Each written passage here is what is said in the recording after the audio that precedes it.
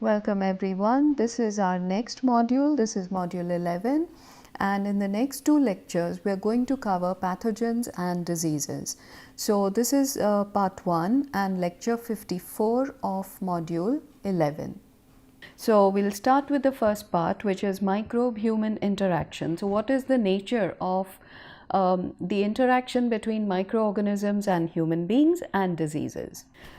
This is an extremely short review of pathogens and diseases, so you will have to forgive me for going through it very quickly, but it's it's something that we need to be aware of. But at this point I would say there is no need for us to become experts in this matter. So I'm going to be covering these topics. We will look at the nature of how microorganisms interact with humans. Are they always destructive, or they can be beneficial as well? So we will be taking a look at all these neutral, beneficial and destructive interactions. Then we will focus on pathogens and diseases, because from a public health point of view, which is actually a precursor to environmental engineering and science, this was the main reason for many of the things that we do. For example, disinfection and water treatment, wastewater treatment. It's all because of our knowledge of pathogens and diseases. And then we will take a quick look at some common airborne diseases, waterborne diseases and foodborne diseases. So let's come to the first point, and that is, what is the nature of interaction between microbes and humans? So when we think about microorganisms which are inside the human body, you might say that microbes are parasites and humans are the hosts. However, it's not always the case. There are three types of relationships that we want to look at. The first one is neutral, where the microorganism may either exist on the surface or inside the body or in the external environment. If it has no effect on the host, it's a neutral relationship. If it is of mutual benefit, in the sense that when we take in food, what we are also doing is providing nutrients for the microorganisms that exist within our body. Now, if those microorganisms are also creating certain vitamins or growth factors, or they are breaking down complex foods into simple sugars which our body can digest more easily, then it becomes a mutually beneficial relationship, and we call that a symbiotic relationship. And then the last one is pathogenic. Now, pathogenic is when the relationship is completely antagonistic. So if the microorganism is going to cause damage to the host, either cytotoxic damage or genotoxic damage, wherein either the cells or the organs are destroyed or the DNA is destroyed. So in either case, these are called pathogenic microorganisms. What is the outcome of the antagonistic relationship? Now, it depends on two major factors. One is microbial virulence. So the virulence of these microorganisms, which means the ability to damage the host cells or organs, that is a major factor. That is the first major factor. And I'll show you examples as we go about what is the difference between, let's say, a highly virulent organism and a moderately virulent organism. And then we come to host immunity. What is the ability of the host to resist attack from these antagonistic or pathogenic microorganisms? So if the host is normal, healthy, has a healthy immune system, then it will be in most cases completely resistant to attack by these microorganisms. There may be conditions, let's say somebody is stressed out, somebody is having poor diet, they are old, or they are too young, too old. These are groups or conditions under which the person's immune system is not fully resistant. So under those conditions, they become vulnerable to attack by these pathogenic organisms, and often we call those opportunistic pathogens. So I will come to that. Now, the outcome of this relationship between microbes and human beings is not always constant. It depends on several factors. So the first big group of factors is environmental conditions. Like I said, your stress level can be mental stress, it can be physical stress. If I'm in an environment where it's too cold, if I'm in an environment where it's too hot, or the humidity level is too high, all these are environmental factors which can cause physical distress for the human being. So these external factors or environmental factors will also influence the outcome. And I've mentioned this several times in the past. We are living through the COVID-19 pandemic, and these factors are being widely discussed in the media and so on. So I think the layman is now quite aware of these factors, both in the environment and within the immune system. So if the person is vulnerable because of low immunity, then opportunistic pathogens can cause problems, can cause diseases. So infection is what we define as the growth of microorganisms within the host. Now I will take you through some of the different infections that can happen either in the respiratory tract or in the mouth, teeth. I'll look at some of the general ones that we come across on a daily basis. Like I said, the intent over here is to make you aware of certain common types of infections. The intent is not to become an expert in microbial pathogens and diseases. We will leave that to the medical people, the medical experts. And here is just a very brief introduction to different types of infections. So within respiratory tract infections, we have upper respiratory tract and lower respiratory tract. So what is the upper respiratory tract? It includes the nasal passages, the nose, related to the nose, throat, nasopharynx, all the way down. And these areas are commonly colonized by microbes and bacteria, viruses, all of them. These microorganisms are also present in the air, so they enter by breathing and they are removed by nasal secretions. The lower respiratory tract in a healthy human being is considered to be essentially sterile, and we would hope that it would remain sterile. The cilia on the walls of the lower respiratory tract, they push both bacteria and particulate matter out. That's what you exhale, and they are expelled with the saliva as well as the nasal secretions. So this is the body's way of defending itself from attack by microorganisms. Let's now take a look at the normal condition of the skin. So after the respiratory tract, that's in the air, we also have a lot of microorganisms that grow on the surface of our body. The average human adult has more than 2 square meters of surface area or skin area. These are divided into, if you were to take a section, a cross section across the skin, you would find that there are 3 important layers, and I have referenced a particular figure in the textbooks, one of the recommended textbooks. You can look at any of the images that are available on the internet so that you have an understanding of what this is about. And then we have, so these 3 important layers are the epidermis, the dermis, and the subcutaneous layer. The epidermis, which is the top part. So if you were to just look at your skin, what does it have? It has a layer of dead cells. There are several layers. It's not just a single layer, and it has nerve endings, but it does not have living cells. They're not multiplying at the surface. That's part of your body.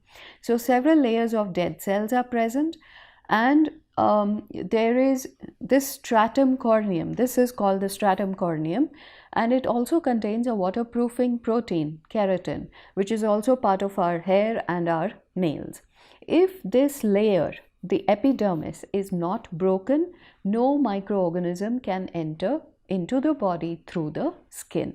So this dead layer of cells has a very important function to provide, and it's our first line of defense against pathogenic microorganisms. Below the epidermis, below the dead layers, we have the dermis. Now this dermis is where the connective tissue is. It also contains sweat glands, oil glands, and hair follicles. So the roots of your hair, the body hair, has its roots in the dermis. So these are the hair follicles. If the epidermis is damaged, microbes can enter. They can enter into the dermis and even deeper. Okay, so this is the entry point where if the top layer is broken or damaged, then it can happen. Now below the dermis, we have another layer which is called the subcutaneous layer. This subcutaneous layer is mainly made out of adipose tissue, and that's mainly fat. So it's got this yellowish color to it. That's the color of fat. The pH of secretions from the skin, so you might think about sweat and oil and all of that, it has a low pH of around 4 to 6. As I already said, the skin represents the body's first line of defense against microbial attack. Why is the skin area susceptible to microbial attack? One is that it's a moist area. It has two things. One, it has moisture, and two, it has oil and sweat. Now, oil and sweat both contain nutrients which can allow these microbes to grow, and that's why it's so important to maintain personal hygiene in terms of regular bathing and showering and all of that, and use of soap and water. All these things are mainly because microbial growth is associated with sweat and oil glands, and there is a particular enzyme, lysozyme, which I've shown you in previous lectures. It is present in sweat, and that is capable of destroying microbes. So that's another line of defense. The skin is fairly vulnerable to both bacterial as well as fungal infections, and there are many examples of these types of infections. Let's take a look at another part of the human body, and that is the mouth. We all know that if we don't brush our teeth, what happens? You have this horrible feeling in your mouth, and that is, you have bad breath, you have a bad taste, and you have a sense of some layer growing inside your mouth, on the surface of the teeth as well as on the surface of the tongue, and so on, if you happen to forget to brush for more than a day or two. So your mouth has saliva. This saliva, despite the abundance of nutrients that are present in saliva, is not a good microbial culture, mainly because of two major enzymes, lysozyme and lactoperoxidase. These two enzymes are very good at killing bacteria. So even though saliva has lots of nutrients, it's not. The mouth tends to, I won't call it sterile at all. It's not sterile, far from it. It has a huge amount of microorganisms in the mouth, and that's why brushing is so important. But it is able to provide some defenses against various bacterial infections simply because of the presence of these enzymes. So what are the main areas that are susceptible or vulnerable to microbial growth? We have teeth and gums. And those of you who are old enough to have suffered through dental cavities and bleeding gums and so on, you have already some idea that all this happens because of the growth of microbial organisms in the mouth. So there are three categories of organisms that can cause diseases of the mouth. Again, I've provided a reference here from the textbook. The first one is dental caries. Caries are also cavities. So when you have the degradation of the tooth or its enamel, and it ends with either it starts with discoloration and then ends with a hole in the enamel, that is very often due to Streptococcus mutans. So that is the first one. Then you have periodontal disease. And this periodontal disease causes bleeding gums, and you might even have pus in the gums and so on. And that is caused by Porphyromonas species. And then you have ulcerative gingivitis, which is caused by Prevotella intermedia, and that causes pain when you're chewing, and it also causes bad breath or halitosis. Coming to some details about dental caries, you know that in a normal human being with good teeth, normal teeth, the surface of teeth is relatively smooth and it is resistant to cavities or caries. If the diet is high in sugar or carbohydrates, it's considered cariogenic, which means that if you have a high sugar diet, you're encouraging microbial growth within the mouth. So the same applies to other, sugar can come from various sources. It can come directly in the form of sugar or sucrose, and it can also come in the form of carbohydrates as well as milk products. So lactic acid is fermented from sugar by lactic acid bacteria, and these bacteria are also responsible for decalcification of the enamel. The enamel is generally made out of calcium phosphate, carbonated calcium phosphate, and this carbonated calcium phosphate is easily decalcified by acids. And it's not maybe just lactic acid, but remember what I said in microbial metabolism. I mentioned to you that all the intermediates, the key intermediates in the first phase of metabolism, are all acids. So that itself is an indicator of the fact that your mouth is going to be slightly acidic perhaps, and these acids are responsible for decalcification of the enamel. So if you take fluoride in either the toothpaste or in water, that gets incorporated into the enamel. So the matrix of the teeth is basically calcium phosphate, and providing fluoride makes it resistant to decalcification. Let's now move to another organ of the human body, and that is the gastrointestinal tract. So from the point of view of digestion, this is the most important organ, or it's not actually one organ, it's a set of different organs. So it includes the stomach, the smaller and the larger intestines. So when we take a look at the stomach, the pH of the stomach is considered to be below 2. How is it possible for an organ to have such low acidity, to have such low pH? The acidity is very high, yes. That is possible because of the mucosal lining. So these mucosal linings, which are part of many of these organs, including the stomach and the intestinal lining, that allows the stomach fluids to have a low pH. Stomach fluid by itself is not going to allow microbes to grow. However, the walls, the mucosal lining, has much greater propensity for allowing microbial growth. The number of cells in the stomach fluid is less than 10 cells per ml. It can vary from 1000 cells to 100,000 cells per gram.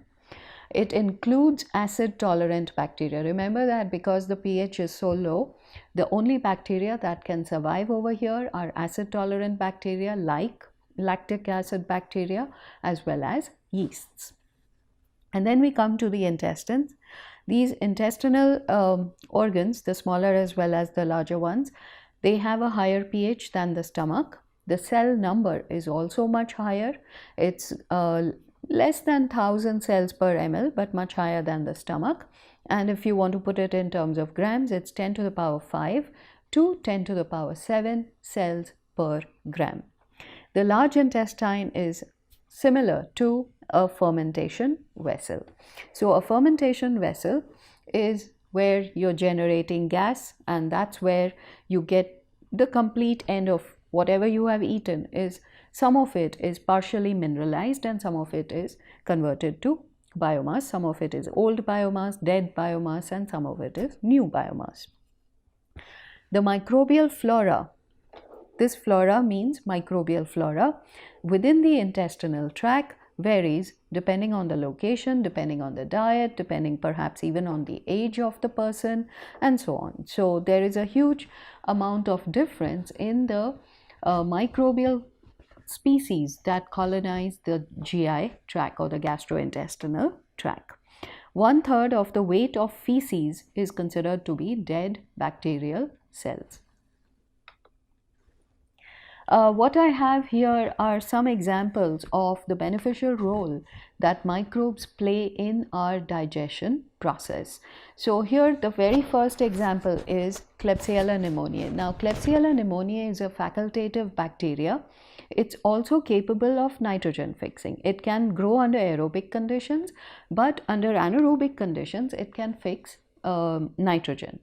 And this bacteria has been found to have a symbiotic relationship with a small group of human beings, the New Guineans, and their diet is 80 to 90% of their diet is sweet potatoes, which are devoid of protein. So how can they get their protein? This bacteria has colonized their intestines and it's capable of fixing nitrogen gas and therefore creating amino acids and proteins, thus providing them sufficient nutritional protein. Let's take another look at other examples. Our ability to digest complex foods is mainly due to fermentative bacteria that live in the gastrointestinal tract. The simplest way to kind of understand it is what happens when you fall sick. Anyone who has fallen sick knows that the first thing that seems to hurt us is the lack of appetite, the inability to digest complex food. So when you have a stomach upset, starting from a simple stomach upset to maybe even more serious infections, what happens is you switch to a simpler diet. You may switch to a liquid diet, you may switch to something that is extremely simple to digest like soups, hot soups and so on. That is an example of why you are unable to digest complex foods and you're moving to liquid and simple foods. And in extreme cases, when the person is extremely ill, they may not be able to ingest any food at all, whether it's solid or liquid, and they are put on intravenous saline solutions. So that is an extreme condition, right? These not normal people, these sick people have been infected by pathogens that have destroyed the normal flora of their gastrointestinal tract. So they have destroyed, these pathogenic organisms have destroyed the ability of the human being to digest complex foods. And then when you're treated with antibiotics, that further destroys the normal flora and the pathogens. In many cases, if the dosage is high enough, it can cause sterilization of the intestinal tract, which may be required to get rid of the pathogen. And the risk due to antibiotic treatment, therefore, is that opportunistic pathogens can establish themselves within the GI tract because the normal flora, which outcompetes them under normal conditions, is no longer present.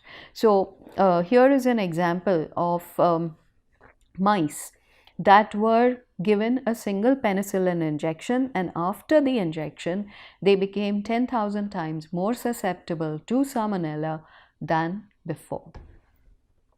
Okay, now many people would say, why not eliminate germs or microbes completely? Is that possible? The answer is yes.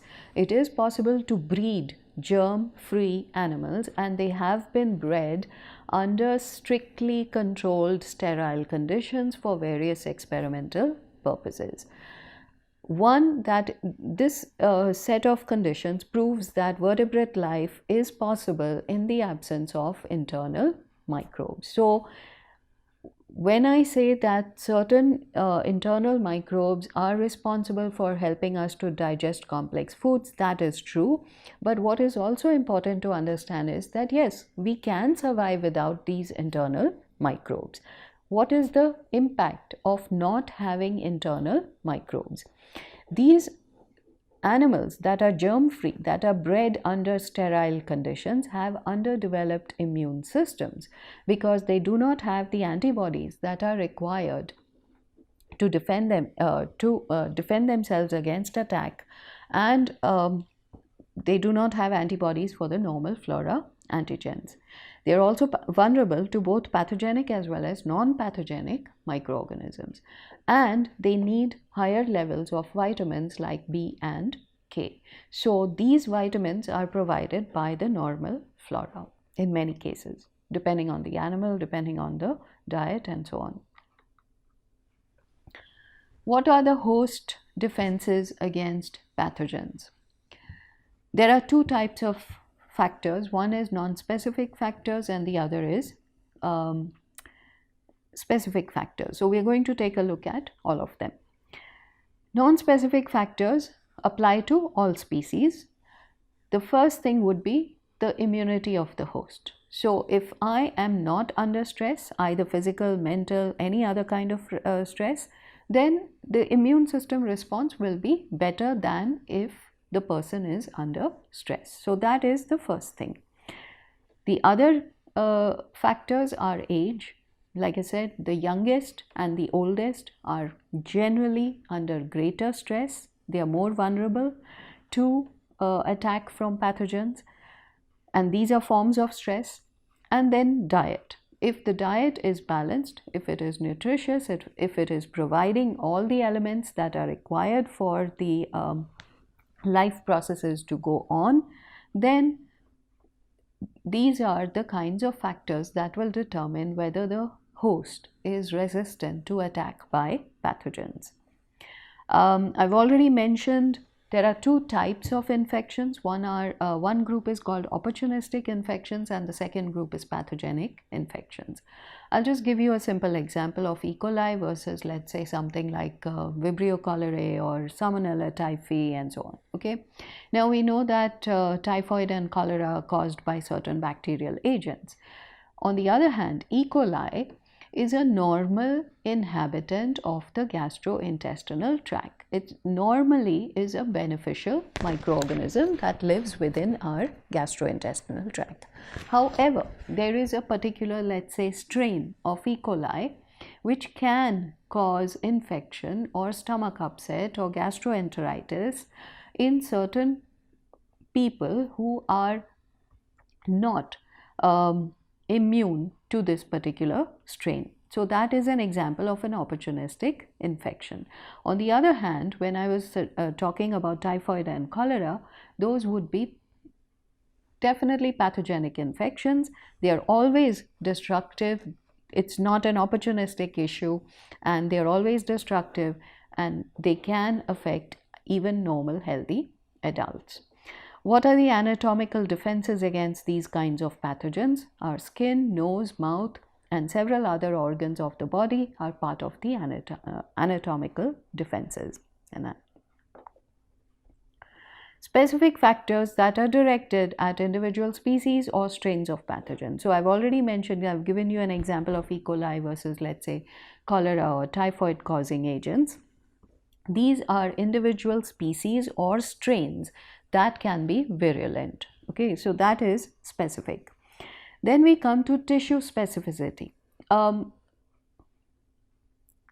go into more detail, and adherence as well as penetration. So that is specific to certain individual species of pathogens or the strain. Even within E. coli, like I said, E. coli by itself is considered non-pathogenic, but it has one particular pathogenic strain, and it's also under certain conditions considered an opportunistic pathogen, because if the host is already under stress for whatever reasons, it can get affected adversely. Let's come to some other non-specific barriers to infection. So what are the non-specific barriers that the body has, especially the human body, against infection? The first one is lysozyme in tears, sweat, and other body secretions. The second is the normal flora of the body. Remember that we have enormous numbers of microbes that live on the body as well as within it, and they are all barriers to the infection because they outcompete small levels of attack by pathogenic organisms.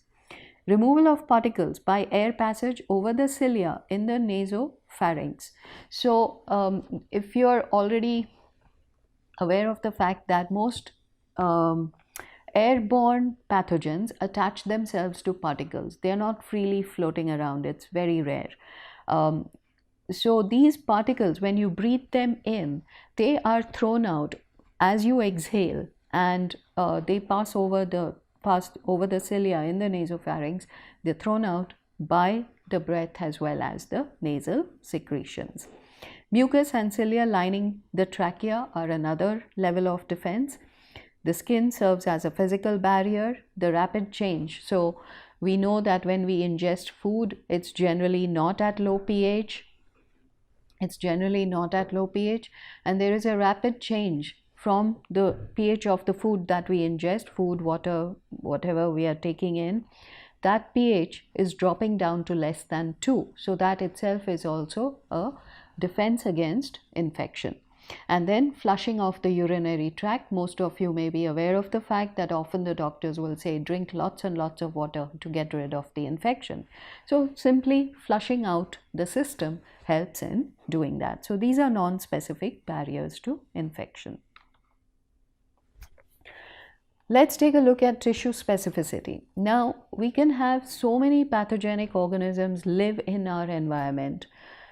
Are we vulnerable at all times to all of them? The answer is no. It depends on your stress levels, your age, your diet, all of these things.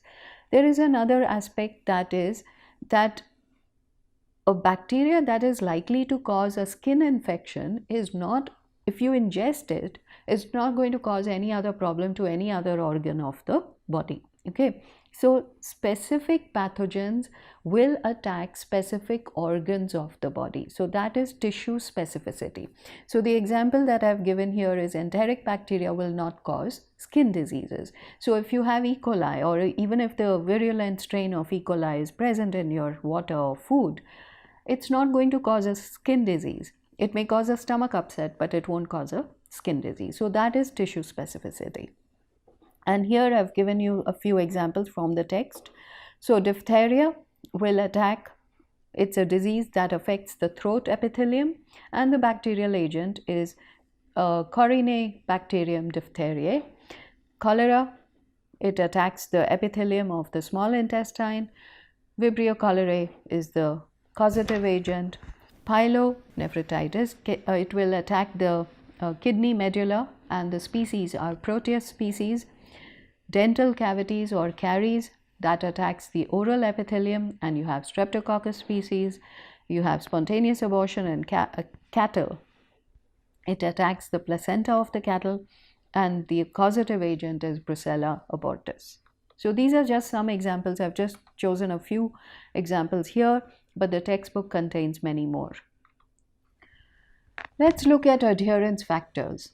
One of the biggest adherence factor that we have all been kind of subject to is that we know that the bacteria that grow within the mouth, like I said, if you forget to brush or something, you know that you get a layer of bacterial growth in the mouth, and that is because of the glycocalyx that is present on the surface of the bacterial cells. They allow the cells to adhere to the surfaces.